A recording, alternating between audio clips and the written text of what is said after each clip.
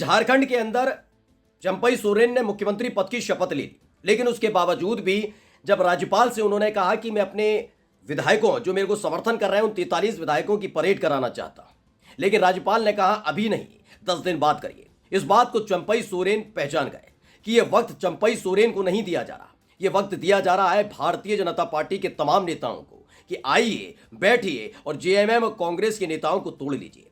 हथकंडा है ही है, ईडी है, सीबीआई है, इनकम टैक्स है, तो आराम से इन्हें तोड़ा जा सकता है। इसलिए चंपई सोरेन ने हेमंत सोरेन के इशारे पर एक ऐसा दाव चला है जिसके बाद बीजेपी चित्त हो गई है। जी हां, दिल्ली में बैठे बीजेपी के धुरंधर नेता अब माथा पीटने लगे हैं और जितने भी डेरा डालकर बैठे थे रांची के अंदर, उत्तर प्रदेश से, दिल्ली से आए बीजेपी के नेता, वो अपना बोरिया बिस्तरा समेटकर निकल गए। नमस्कार, मैं हूं प्रज्वल गौतम और आप देख रहे हैं न्यूज सर्किल। आपके अपने चैनल न्यूज सर्किल ने दिखाया था कि किस तरीके से झारखंड के राज्यपाल जो है सीपी राधाकृष्णन दरअसल बिल्कुल इस तरह का एक एक स्टेप, एक एक कदम उठा रहे हैं जिससे बीजेपी को फायदा हो। जबकि समर्थन पत्र दिया गया चंपई सोरेन की तरफ से, उनकी तरफ से बताया गया कि 43 विधायक हैं मेरे पास, लेकिन फिर भी उनको शपथ के लिए नहीं बुला रहे थे। 36 घंटे से ज्यादा बीतने के बाद और बहुत सारी फजियत हो जाने के बाद, भारी फजियत हो जाने के बाद आखिरकार सीपी राधाकृष्णन ने कहा कि आइए शपथ ले लीजिए। चंपई सोरेन ने झारखंड के 12वें मुख्यमंत्री के तौर पर शपथ ले ली है, लेकिन इस दौरान राजभवन की तरफ से कहा गया, खासतौर पर राज्यपाल की तरफ से कहा गया कि 10 दिन का वक्त देता हूं। चंपई सोरेन ने कहा क्यों 10 दिन का वक्त, अभी तैयार बैठे हैं, परेड करा दूं अभी। उन्होंने कहा नहीं। जैसे ही ये कहा चंपई सोरेन ने वैसे ही एक बहुत बड़ा दाव खेला है। क्या दाव खेला, पढ़कर बता देता हूं। जनसत्ता ने एक खबर छापी है।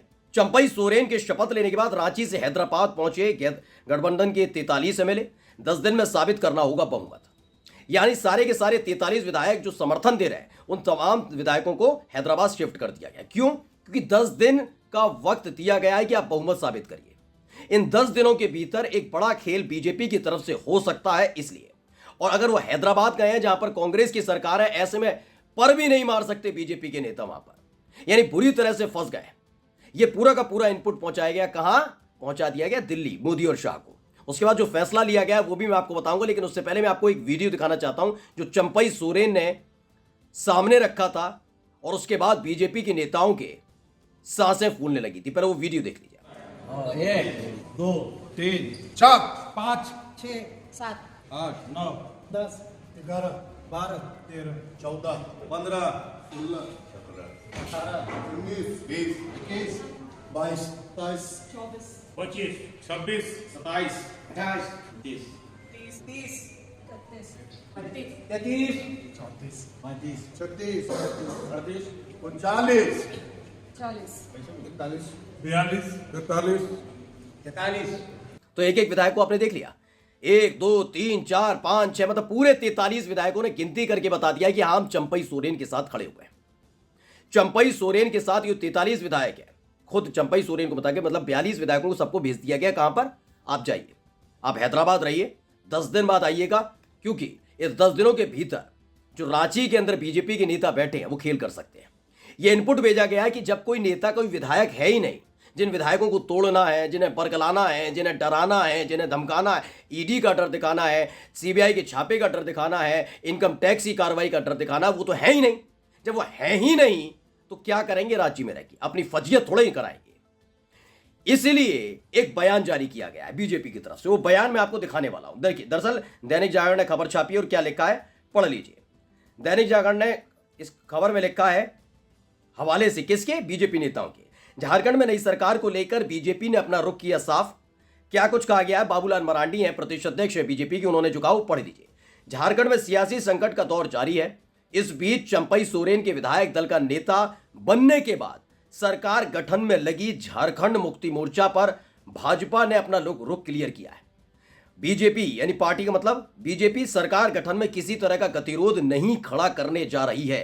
ये किसने कहा है? भारतीय जनता पार्टी के प्रदेश अध्यक्ष बाबूलाल मरांडी ने कहा है कि झामुमो यानी झारखंड मुक्ति मोर्चा और कांग्रेस के गठबंधन में अंदरूनी असंतोष है, यानी वो सिफुगा छोड़ रहे हैं, लेकिन उनका कहना हम कोई किसी तरह गतिरोध नहीं करेंगे। अगर गतिरोध नहीं करना था तो जानकारी दीजिएगा कि आप पर विधायक भी नहीं, आपको गतिरोध भी नहीं करना, तो बीएल संतोष क्या करने गए थे? ऐसा क्या था कि लक्ष्मीकांत वाजपेयी जो झारखंड के प्रदेश प्रभारी हैं वो झारखंड में पहुंच गए थे, रांची पहुंच गए थे जिस दिन हेमंत सोरेन को गिरफ्तार किया था ईडी ने और इस्तीफा दिया था हेमंत सोरेन। क्या करने गए थे? जबकि आप पास तो 26 विधायक है, 41 विधायकों की जरूरत होती। क्यों गए थे वहां, गए क्यों थे, ये क्या करने गए थे? क्यों राज्यपाल इतने वक्त तक चंपई सोरेन से टालमटोल करते रहे, उन्हें शपथ के लिए नहीं बुलाया, राजभवन से बुलावा नहीं भेज रहे थे? क्यों 36 घंटे बाद शपथ हुई है, जबकि बिहार में 3 घंटे के अंदर सब कुछ हो गया था? ये सब क्यों हो रहा था? आप गतिरोध पैदा करना चाहते थे। खबर यह है कि 43 विधायक जिन्हें तोड़ने की जिम्मेदारी इन नेताओं को दी गई थी, वो 43 विधायक जब हैदराबाद पहुंच गए तो इनके हाथ से सारी बाजी निकल गई। एक आखिरी दाव चला गया था राजभवन के जरिए कि 10 दिन का बहुमत दिया जाएगा, साबित करने का समय दिया जाएगा कि 10 दिन बाद बहुमत साबित करिएगा। ये 43 विधायक वहीं होंगे और इसी दौरान उनके साथ खेला कर लिया जाएगा, लेकिन विधायक है ही नहीं। सारे के सारे विधायक पहुंच गए हैदराबाद। अब ये हाथ पर हाथ धरे बैठे हुए हैं कि करें तो करें क्या। तो ऐसे में अब नया बहाना बनाया गया। लेकिन एक खबर और है इसमें, दरअसल इसी में दैनिक जागरण ने खबर जो छापी है, पढ़िए। हेमंत की गिरफ्तारी के बाद बीजेपी का यह है, क्या प्लान है? भारतीय जनता पार्टी के नेता हेमंत सोरेन के भ्रष्टाचार के आरोप में जेल जाने को कानूनी प्रक्रिया बता रहे हैं, लेकिन इससे आदिवासी वोटों में संभावित नाराजगी का आकलन भी किया जा रहा है। ऐसे में पार्टी झारखंड मुक्ति मोर्चा सरकार गिराने या उसके गठन में किसी गतिरोध के आरोप से बच रही है। इनका कहना है कि हम किसी तरह का वो नहीं करेंगे। दरअसल इन्हें डर है आदिवासी समुदाय का जो वोट बैंक है वो हाथ से फिसल जाएगा। दरअसल इनका जो प्लान था वो थोड़ा प्यार से समझाता हूं, बहुत सलीके से समझा देता हूं। इनका जो प्लान था वो ये था कि 43 विधायक यहां पर इनका कह रहा था कि भाई पहले से नाराजगी, 31 तारीख को ईडी ने हेमंत सोरेन को गिरफ्तार किया था। आदिवासी बाहुल्य राज्य कहा जाता, सूबा कहा जाता झारखंड।